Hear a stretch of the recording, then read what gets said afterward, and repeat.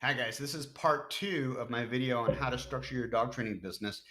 It's part of a free series of videos I'm doing at YouTube on how to use marketing and sales techniques to grow your dog training business. It's specifically designed for the new dog trainer, the young dog trainer, the dog trainer who's new to the industry, um, maybe has some experience as a trainer in the past, but doesn't really know much about entrepreneurship or running their own business.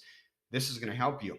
So I got a number of email questions in response to the prior video that I did on structuring your dog training business, and specifically questions about how some of these guys who are doing $500,000, quarter of a million, three-quarters of $1 million, $1 million a year or more, how they are structuring their business. So let's get to it. If you don't know me, I'm Adam Katz. I own a online advertising agency that predominantly manages Google Adwords, and one of our largest industries that we target is professional dog trainers. I also have a history myself of having owned three dog training companies in the past, as well as dogproblems.com, which was one of the online category killers in the dog training niche.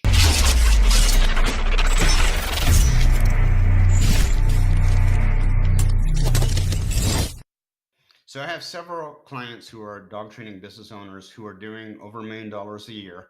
And I have several more friends or associates, people that I know just having been within the industry, who are also doing that, but may not necessarily be clients. The question I've received a couple of questions is that, how do you know?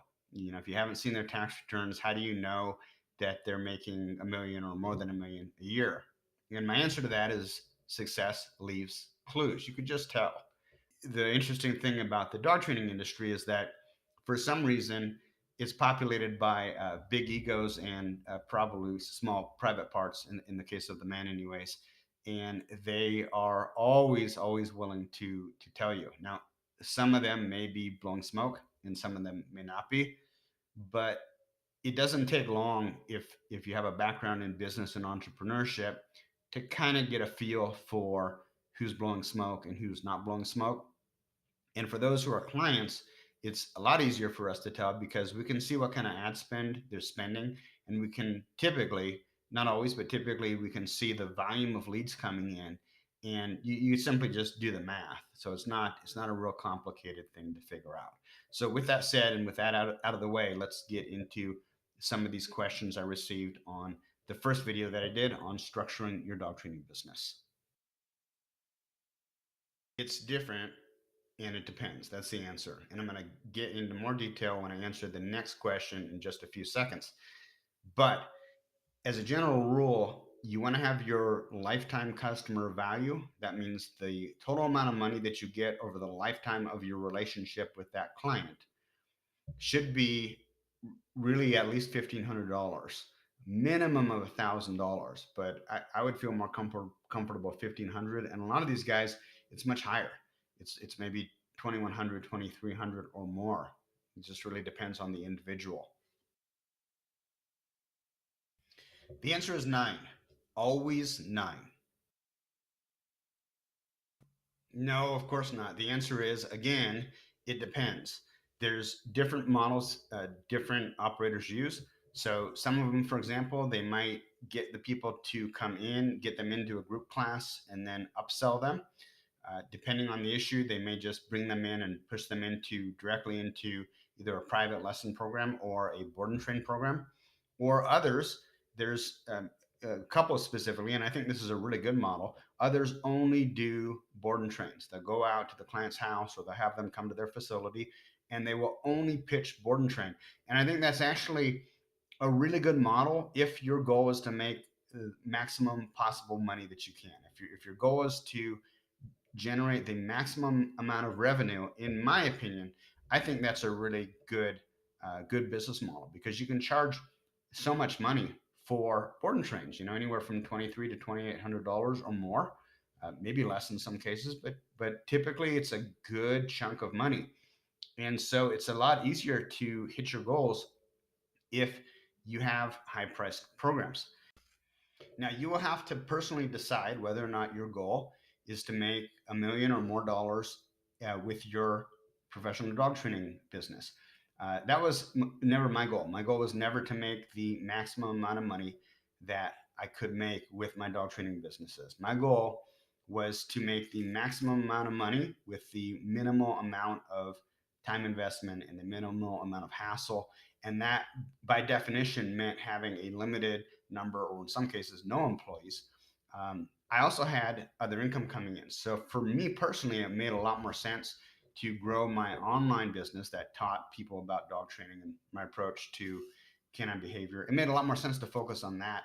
And I did build that up into a multi-million dollar business over the years. Um, for you, you're going to have to decide what is your goal with your business. But in terms of what I'm seeing both ways. I'm seeing both the business owners who predominantly go out to people's houses and pitch, predominantly board and train, and those guys are doing really, really well, really, really good business. Have several locations and just killing it. Um, I also have clients that have big facilities with, you know, lots of kennel runs and lots of employees, and lots of overhead, by the way, too, and are doing in excess of $1 million. So it really depends on what your goals are. You're going to have to decide what route do you want to choose for growing your business.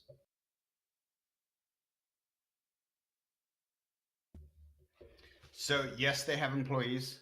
You can't do $1 million a year in the dog training business without having some help. Uh, Typically, they have not only trainers but also some type of receptionist support. You just not There's just no way. I mean, even if your territory was just Beverly Hills, and you were able to charge, something ridiculous like $10,000 a dog, to hit that $1 million a year number, you're going to need help. There's just no way around it. As far as how many employees do they have and what is their competition, or their compensation to their employees, I have no idea. I manage their Google Adwords. Sometimes we get in conversations about kind of what they're doing in terms of marketing and sales and stuff, but it's not like these guys are giving me seminars on every aspect of their business. So I don't know. My suggestion to you is, if you look around your industry and you find somebody who's doing really well and you like the way that they've structured their business, then model it. Maybe become friends with them, befriend them, and kind of learn what they're doing. So I received a couple of emails along this line of questioning, like, oh, well, I bet they're not only selling dog training like we are. I bet they're doing boarding, and maybe they're doing grooming, and maybe they're offering doggy daycare, or some other services in order to make $1 million. Well, the truth of the matter is that I know at least a couple of them are only selling dog training, and it's a conversation that I need to have with them, because there's there's no reason to brag about only selling dog training. I know a lot of dog trainers, they get their self worth from what they make with their dog training business, how successful they are, or what a great trainer they are, whatever it is. The problem is that your banker doesn't care whether or not you made $1 million in the past year just doing dog training, or if you did it doing dog training and also boarding, or if you offered grooming, or if you offered doggy daycare, or anything else. Nobody cares. Nobody even cares how much money you make. But my advice to you is that you want to understand the concept of lifetime customer value. So it may be great that you can sell a $3,000 board and train program, but you really want to start thinking about maximizing the lifetime customer value of each client. Now, what does that mean? There's three ways to grow your business. The first way is the most obvious way. You can get more clients. And if you need more clients, get in touch with me, because we're really good at using Google AdWords to get your phone ringing and get you quality clients with money in hand ready to buy dog training from you. So that's the first way. But actually, there's two ways that are even better than that. The second way um, is to increase your prices, which you should be doing, and the marketplace will tell you what you can charge, and you figure that out by testing. And what I don't want you to do is, I don't want you to make any assumptions. I want you to keep increasing your prices until you have actual data that shows price resistance. Because even though you may not live in Beverly Hills, you may live in a very, lower income, middle to lower income area. It doesn't matter. People spend money all the time. Even poor people, low income people, spend money on things that they want. So you can charge more for what you're already selling. That's the second way. And the third way, the one that relates to the point I'm trying to make and taking a long time to get to, the third way is to sell each client more stuff. So that may be additional training programs. It may be dog food. It may be getting them on, like a monthly dog food delivery type subscription program. It may be doing boarding over the holidays or when they travel. It may be grooming. And you may not be at a stage where you can afford to hire an in-house groomer. So you go out and you make alliances and you develop relationships with local groomers where you get a little bit of a kickback every time you refer a groomer or a dog walker or a pet sitter business. So what happens is that instead of your lifetime value being whatever that program was, that $1,500 board and train program or that $1,000 in-person program, you've got all this additional stuff to sell them. And so what that means is that for the dog trainer that you're competing with that is only selling dog training, they really have to get in way more clients into their door in order to hit that $1 million a year mark than you need to if you have a huge back end of additional services and products that you could sell them. So start thinking about lifetime value of each client and getting the most amount of money you can over the course of your relationship with that client.